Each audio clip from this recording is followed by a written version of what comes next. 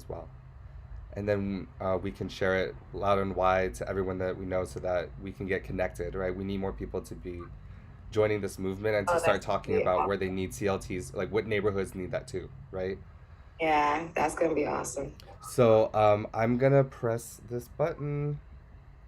Oh my gosh.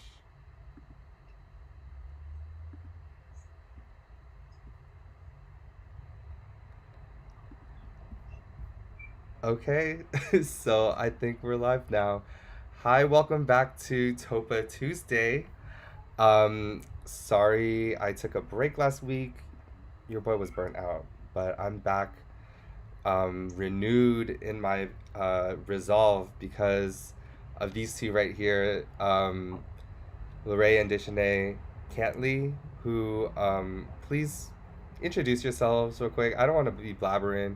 Introduce yourselves to the folks. Hi, my name is Deshanae Cantley, and this is LaRae Cantley. We're sisters. Um, I don't know what to say, but Where do you live? What part of town are you from? What maybe have you done organizing before, or what brings us to this table together? okay. So the reason why I'm here right now is because I'm on fire. No, I'm just kidding. Uh,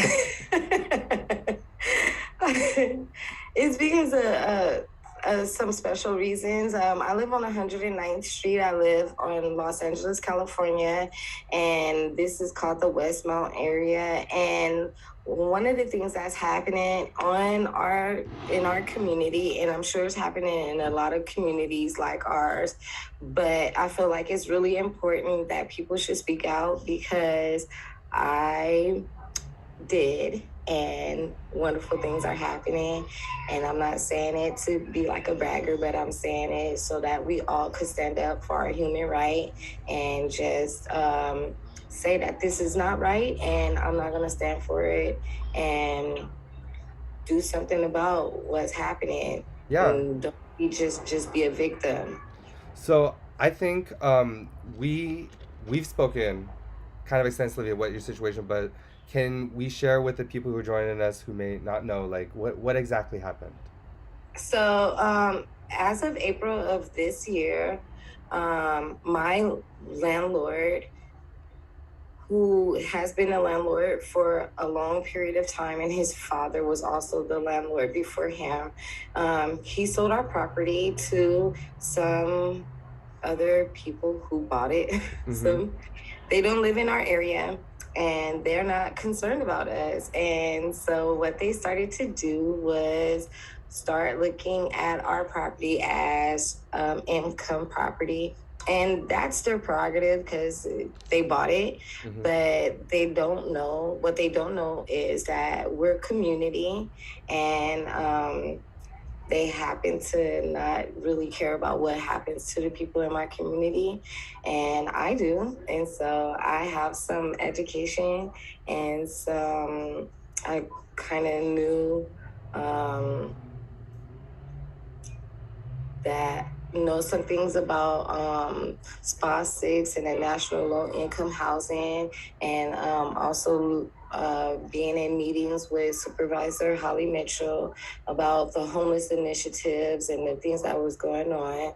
So I ended up writing a letter. And then what I did was shared the letter with my neighbors, and all of my neighbors who felt the same way, they signed it, and some of them even wrote on it like, I want to stay. So with that, I sent it to my sister, and she sent it out to some organizations, and good possibilities have been happening since then. Um, I'll let her share. I'll let her share it. Yeah, please. Well, first, I want to thank you, Matthew, that you did take time off because self care is so vital for the way that we're sustained in this work. And Deshenae, I want to thank you for all of the efforts and the energy and the dedication that you've put forth, like jumping right into this work. And I'm going to share some of my way of introducing myself as a creative artist. I am from 1982. I'm from the Queen of Angels in the city of Hollywood to the City of Angels graduating class of 2000. I'm from Vaseline and Barrettes and Kool-Aid.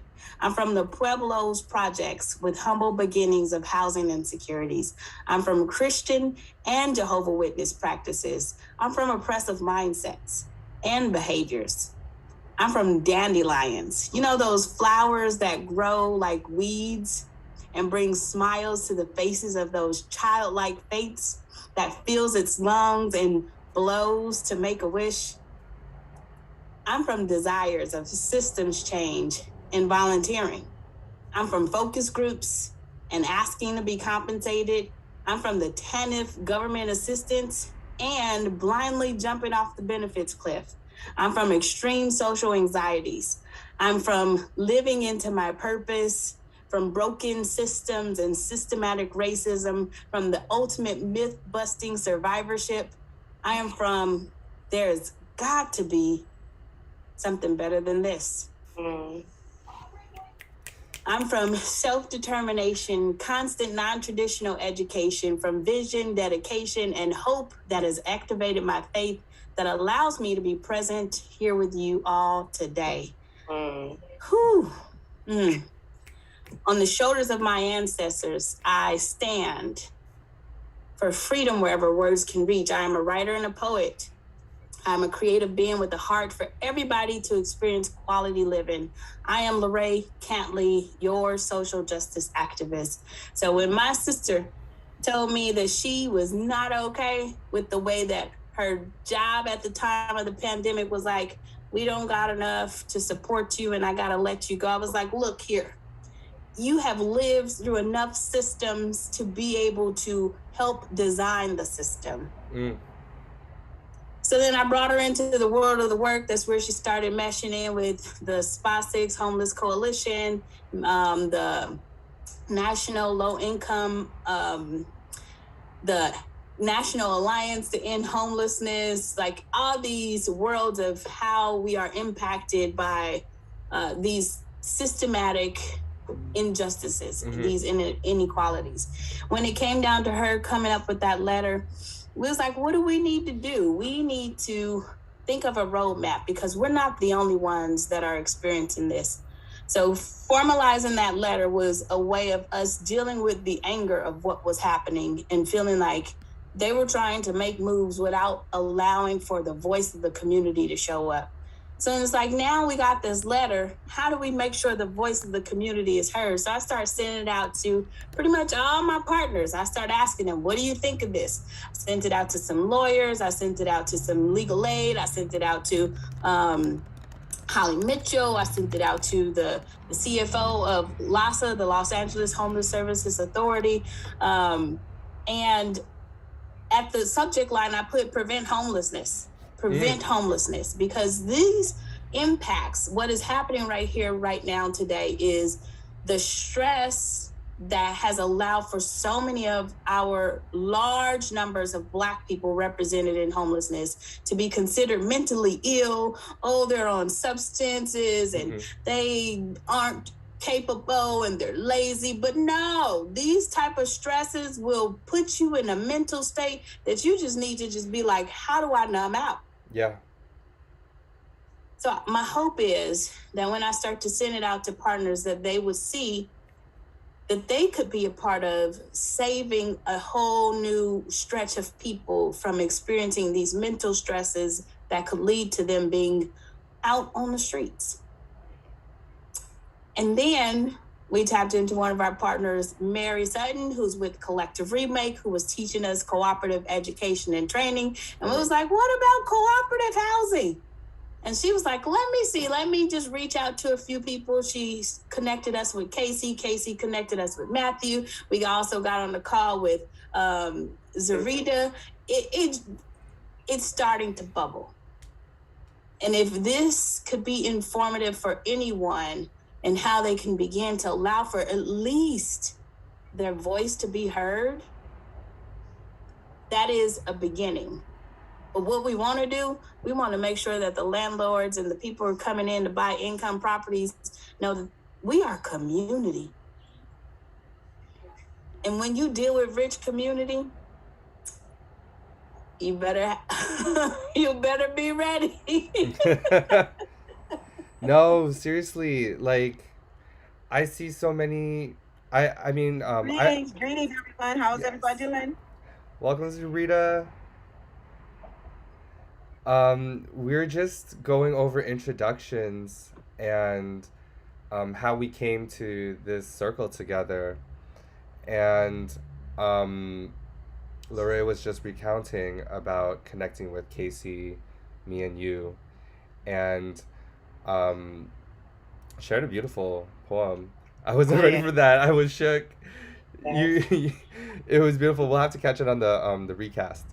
But Zerita, did you want to pop in and introduce yourself, and then we can circle back? Yes, and I'm actually about to change equipment because this one is not cooperating. It's all right. But I am Zerita Jones. I happen to be the vice chair Oop. of Liberty Community Land Trust, founder of the Baldwin Lamertz Crenshaw Local of the LA Tenants Union. That's right. And I am also secretary of the Tenants chapter of ACE Action Law. Los Angeles. So thank you so much. I appreciate the forum. Yo, I'm just so excited because, all right, so right now we just recounted that back in April, right, Deshenae's apartment complex was sold by a longtime landlord, right, to a new corporate landlord based out in Redondo Beach. We did a little snooping. We found out he got an LLC out in Redondo Beach. But these are the sort of people who have been kind of preying on the COVID disaster and have been snatching up properties in the middle of the pandemic as small mom and pop landlords are unable to help their tenants get emergency relief, right? So small folks are paying the price and corporate landlords are picking up the buildings. And before we get too much, what are some of the things that this landlord has done? Actually, can you describe the community? Describe your building.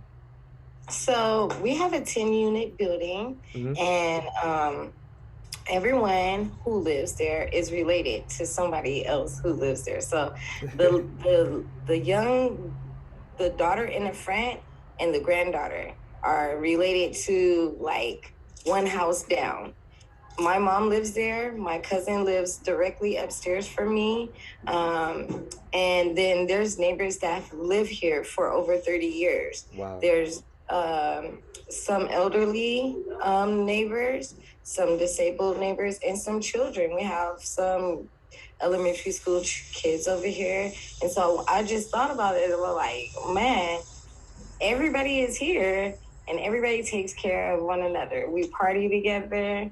We somebody starts cooking on the grill. If you take your hot links out, if you take your ribs out, your stuff can go on the grill too. Nobody has any problems. We eat together. We celebrate each child's birthdays, each child's graduations, each person's birthday. We really look out for each other. We're a real community. And my mom goes to the food bank. She comes back and brings it to the elderly people who can't or don't have a car access to go to the food bank, and she brings it back. I go to the community garden.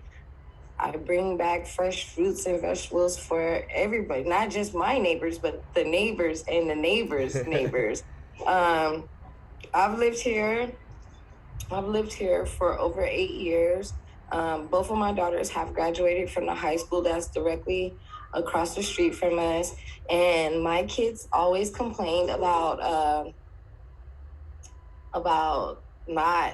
being hungry and things like that. And so one of the things that I look forward to doing is I would go out on the sidewalk every day, and the kids passing by, either left or right, I would just pass out like snacks to them so that they would have something to eat before they went to school, or had a choice of something that they could eat if they did not choose to eat the thing that was provided for them at the school. And my sister, her son, he went to the military, and he's been serving for 5.5 years. And that was a very like sad time for us. And one of his football friends, schoolmates, lives directly across the street from me, and we ended up working at the same job. And sometimes I would ask him, like, "Can I hug you?" And he would say, "Yeah," because he missed his friend, and I missed my nephew. And that was like connection. It was weird at first, but it was the connection to the street, and everybody's walks past each other, and we say hi to each other. And yeah, we have problems with parking because there's not a lot of parking in Los Angeles. We have more people and more houses than places to put cars. But other than that, I like my house. I like everything about it. We're a family, and I just wouldn't like to see anything happen to any of my family members. One, on January the 6th, this is the day that really impacted us. On January the 6th, the day that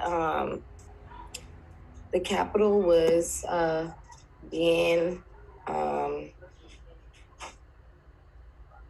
disgraced, attacked, disgraced, terrorized in America. It was terrible. It was a terrible thing to watch on the news. But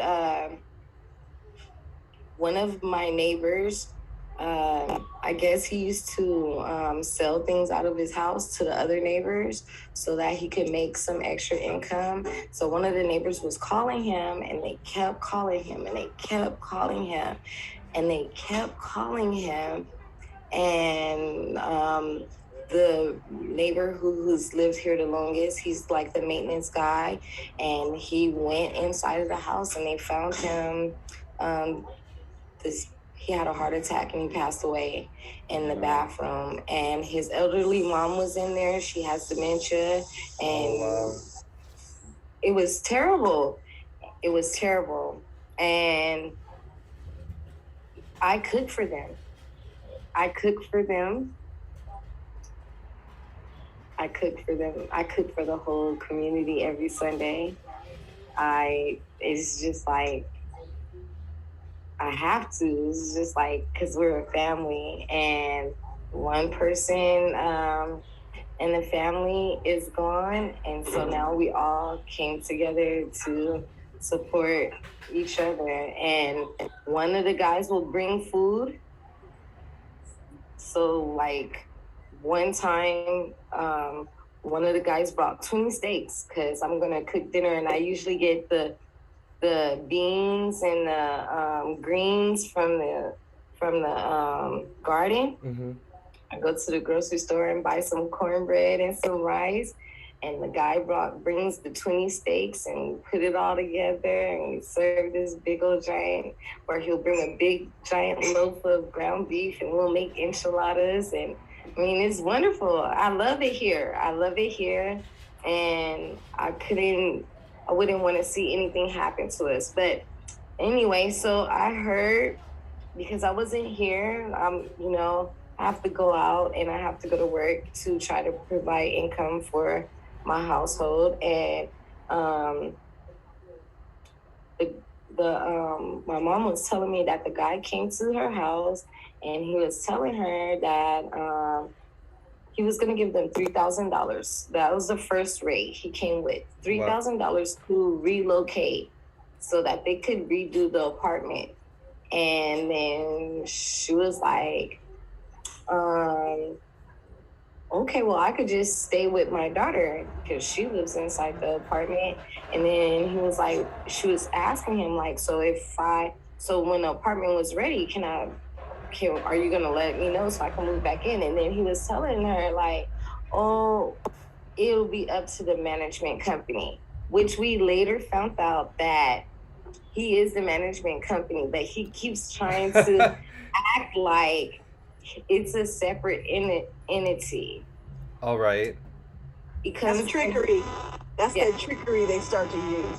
He comes every Sunday and he's like taking pictures and he's like manifesting. He sits at the bench and he's just thinking of all the wonderful things that he could do.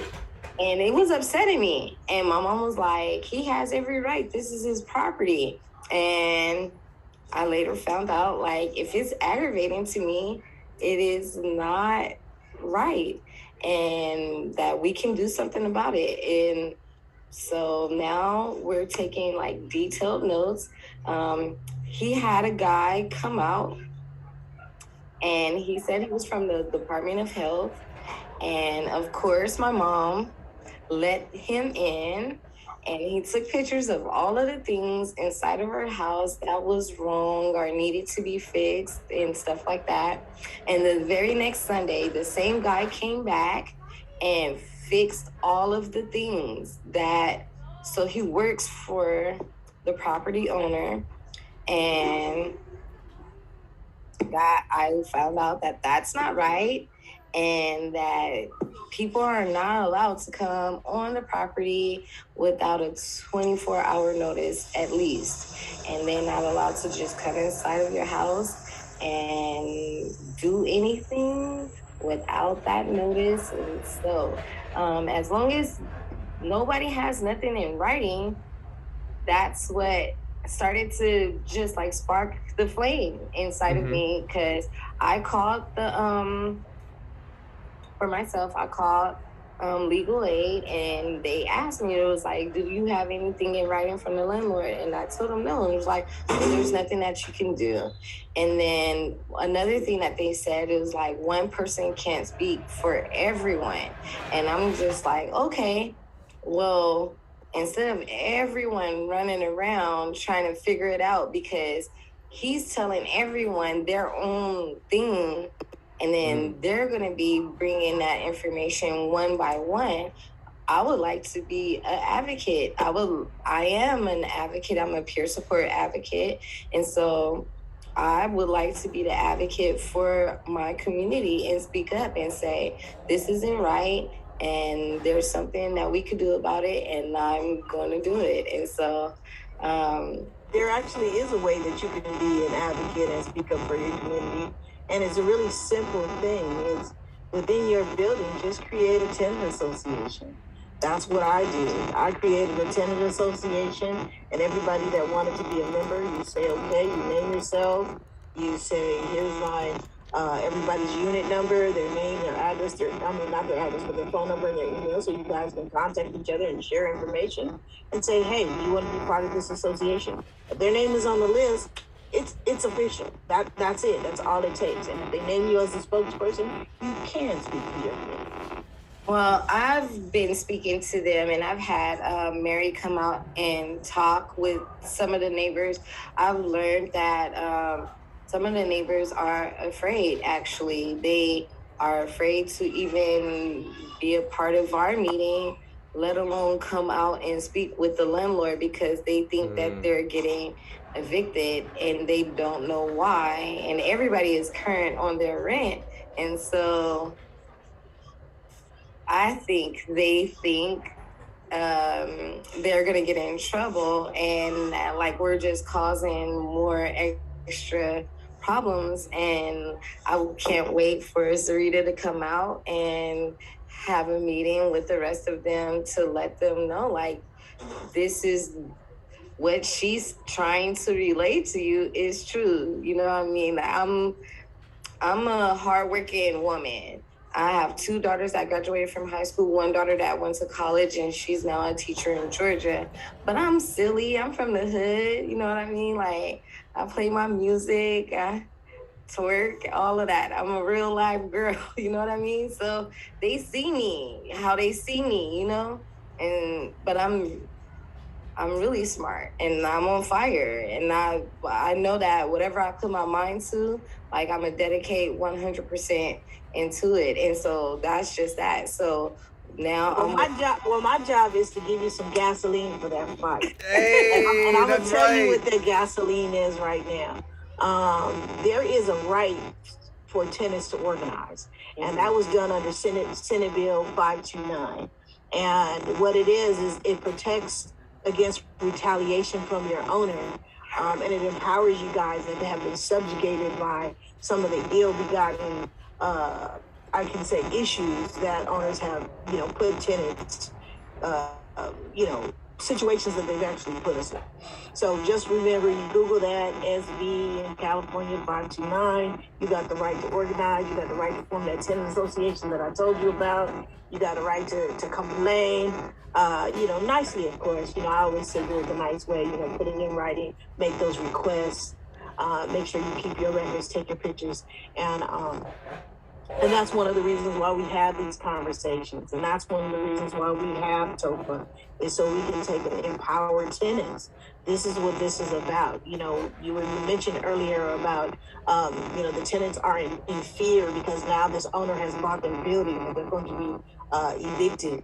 Well, just remember, if TOPA would have been enacted earlier, and it would have made it a law that they would have had to at least inform you that they were selling their building in the first place. And you guys could have gotten together, and within 10 days, you could have taken and said, hey, we're interested, just wrote a letter of intent that you guys are intending on buying this. And you could have reached out to, community land trust, like what Matthew is, or like what I'm part of, with Liberty and Matthews with Trust South LA, and we would have helped you move that forward and given you some of this. So it's not too late. You keep up that fire, but just remember, you ask those questions, and I'm gonna give you some gasoline. Period. No, I think one of the things that really drew me, that kind of reignited the spark in me, is just the fact that we are people who see a need for our community, right? And we're filling it in, right? Because some of like in the conversations we have in the past, like we're really not doing anything new. We're relying on each other, our family, for survival in a system that is very extractive, that doesn't see us for our whole lives. Like Deshenae, you were talking about the entire community that you're in, right? And how everyone supports and uplifts each other in times of need and in great times, right? And people have been there 20, 30 years, right? Community. But exactly, like tight-knit community. And this gentleman who just bought this building is already plotting out ways to remove you, and is lying to you, and is acting in bad faith. And we know that there's not much, like the story doesn't really look good for folks like us in that situation. But what y'all did was, like, first of all, listen to your gut that this is not right and that there's something to do. Y'all talked with each other, which is something that folks are scared to do, which is weird because everyone's so close, but you know what I mean? People get really scared. And then what we're doing, and now what the next part of what you're doing is you're helping move people past the fear, right? That's the scariest part of being an organizer. But helping people move past fear has got to be one of the most liberating, sort of energizing moments in anyone's like life. You know what I mean? Like that's a moment when you realize that you can't go back, and that there's always something that you can do, and there's always someone out there who will listen, always someone out there who will have your back. And that's why, like, when you reached out, I just realized, that's how I got involved. I reached out to someone, and people pulled me in, right? Like I was talking about the first time I met Zerita, and the first time I met Fanny, and the first time I met a lot of these folks in the CLT crew. I felt it was electric. And it was like what we're talking about right now, which is we just want a safe, decent place for the people that we love and care about to live. And I also wanted to add something to something that you said earlier. You said that there's, he's starting to come out. He's starting to sit amongst you on your weekends when you guys are celebrating and having fun with your family, and he's taking pictures and all that nonsense. Well, he is actually interrupting, your right to have quiet enjoyment of the property.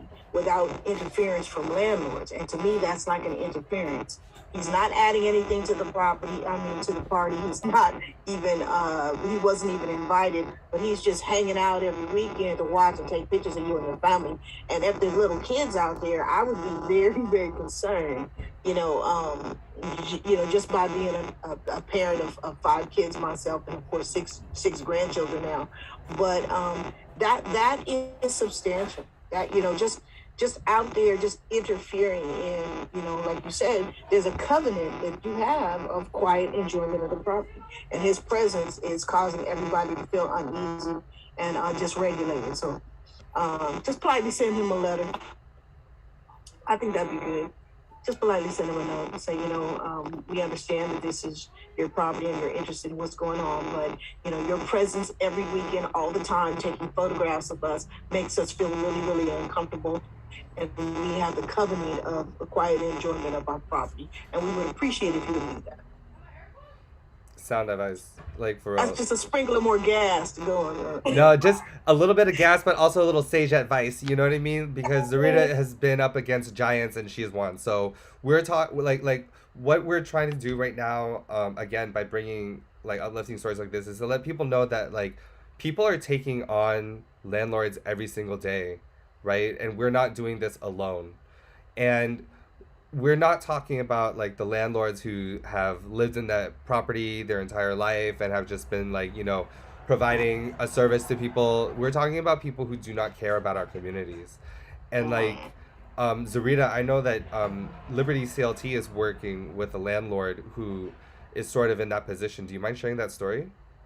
Yes, as a matter of fact, we just closed on a property this week where, I was just like so honored and so elevated by the owner himself, because he really cared about his tenants, and he didn't want someone to come in and actually have them displaced. So he was more interested and focused on selling his property to a community land trust for those very reasons. The fact that, once we obtain the property, those people that are actually living there are grandfathered in.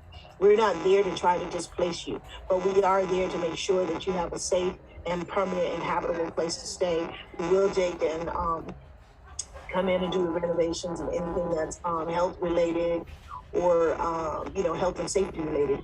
And we're not trying to raise the rent to do that.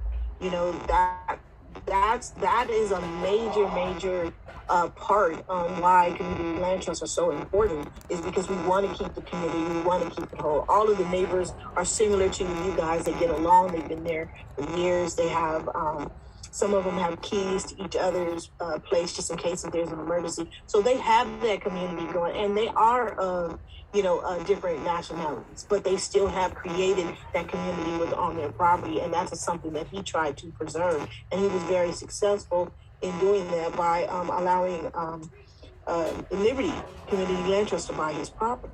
And one of the things that I thought was very, very instrumental is, even though he had offers and he was getting offers from other people, because you know how those corporate landlords do, they'll take an overbid or ask more and promise to close in 7 days and do all those miraculous things that community land trust really can't keep up with at this moment, because we do want to make sure that we do the inspections. We do want to make sure that we're doing these appraisals. We do want to hear from the tenants. We want those relationships, and you can't do that in 7 days. And they're coming in there with the mindset of they want to buy the property, they possibly want to get rid of everybody, tear it down, or probably renovate the whole place and raise everything up to market rents. And it takes time to do what we do. And he understood that, and he was patient, and he knew that we needed that 60-day, due diligence period, and we needed that 60-day to close. And he was able to grant us to that, and he was not tempted to hurry up and get his money. And so therefore, now his tenants will be protected. And I think that's so powerful, because what that happened, I mean, like what he did was turn one person's ability to own into a lot of people's ability to own. And right now we're having a system that allows very few people to own, while the vast majority of us are unable to even consider that option. And I think that is one of the biggest downfalls of the housing market, like that pyramid type structure. And community land trusts sort of help to invert that by allowing everyone just a small piece of ownership, but an important piece of ownership that is. And I kind of wanted to ask Deshenae, how did you get connected again to the idea of a community land trust and want to think about owning your building? So I can just say this proudly.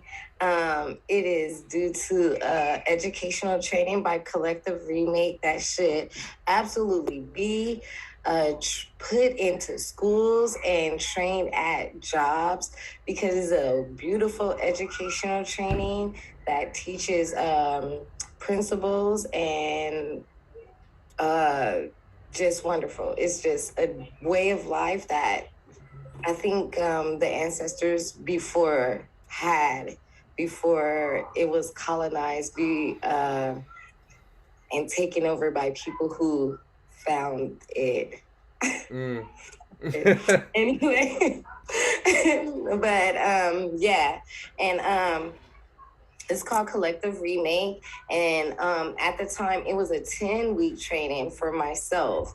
And when I was in that training, I learned so much. And I learned, but we just only touched on it a little bit. You know, it was like one Saturday, 2 hours per Saturday. And so it wasn't like detailed, but it was enough information for you to imagine, like, man, that would be nice. Wouldn't it be nice? Wouldn't it be nice? And so I graduated in May, which is 1 month shy of the selling of the property, which I probably, if I had the information before, would have been able to tell the owner, like, okay, well, I'm learning about community land trust and I'm interested in it. And if I could get some people to help me, would you give the property to me? But we're not going to worry about the past. We're just going to continue moving forward with the future. And my future, I still want to have a community land trust. And so that's what helped me reach out to everyone. And I brought Mary to my house on a Sunday to sit with my neighbors and talk to them about Collective Remake and talk to them about the training education, because I believe in it. And I think that everybody would definitely benefit from it. And so we did a survey and said, who even knows about what cooperatives is, and who wants to start their own business, and who would like to be a landowner. And we got some good feedback. And then the incentive is that with this training, they give you like a $25 stipend for each class. And so it was kind of like, okay, but to like feed it to America who's not ready, it was just like, But I'm really strongly urge and encourage my neighbors to take it in. They was just like, oh, well, I don't really want to give up my Saturdays. And I was like, you don't have to go anywhere. You could just listen from your phone. You could just listen from your phone. He was like, well, we're going to have to answer questions. I was like, a lot of it is information, but you might want to ask some questions, like, because the more conversations, like, I took this class twice, and the second time, this next group of people, they just had a different set of mindset and different questions that they brought to the table. So I was just like, oh my God, they are so on fire. So our imagination just kept getting bigger and kept being stronger. And I feel like really that is one of the things that helped me build up the confidence to keep pushing through, because they kept wanting to see. So with me, it was like in the high time of COVID, and they have the eco land trust, and we're gonna go on a field trip there. We haven't went there yet because That's of the eco, that's the Oh, the eco Eco village. Village. Eco That's the Village. eco village. Yes, That's There we Dudley, go. Vermont's community land. yes. And so that is one of the things that we're all promised to go do. But I got to see firsthand, like we had an event at Lemert Park, and That's there my house. was like 50 co-ops there. And for me to see it in real life, like I was Up and just like, operating. They're up and operating. yes. And it wasn't a dream or something that we're making. It's something that's real and happening. And I was Yes. like, this is beautiful. And so the next group, they had all of these questions, like all of this kind of stuff, like who will help us and all of this kind of stuff, and how will we come up with the money? The co-op lab will help you. And they kept on saying, like, how is this and how is that? And I was like, man, when there's a will, there's a way. Mhm. And let me just tell you this, like, I went to the first training, but this thing has set a passion inside of me. And I was like, if you want to see it in real time, come to my house. Because we're working on getting a community land trust. They didn't come, but I wish that they had came so they could be open-minded to see, like, dang, that's how easy it was to do. But it wasn't that easy.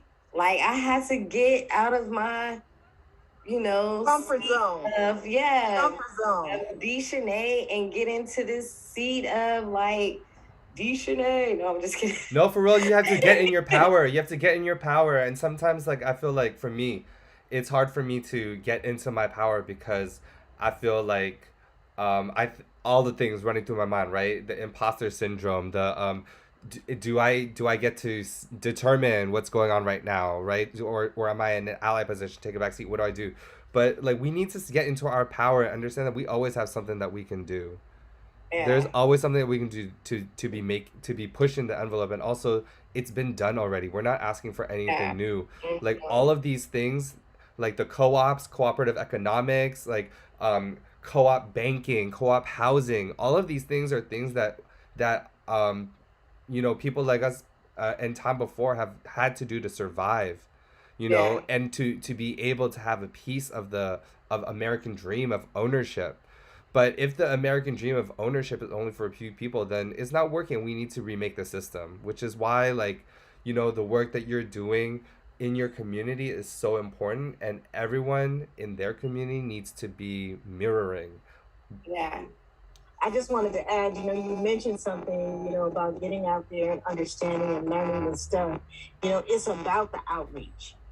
It's about people getting out there and telling other people. It's about having these conversations.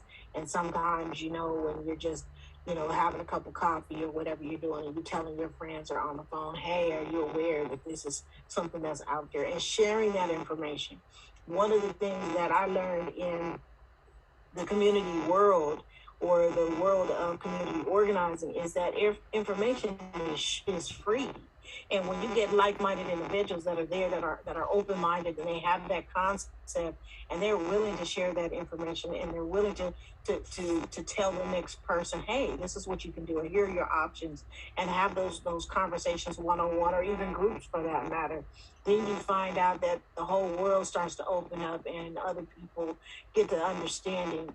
And I just took and I put the Co-op Lab link in the chat. It's lacooplab.com. And I clicked on it and didn't even realize that my picture was there. So that just lets you know, and that was the co-op class that I took. And they do some phenomenal work over there. Gilda Haas, she's a wonderful friend of mine. She's a beautiful person. She teaches some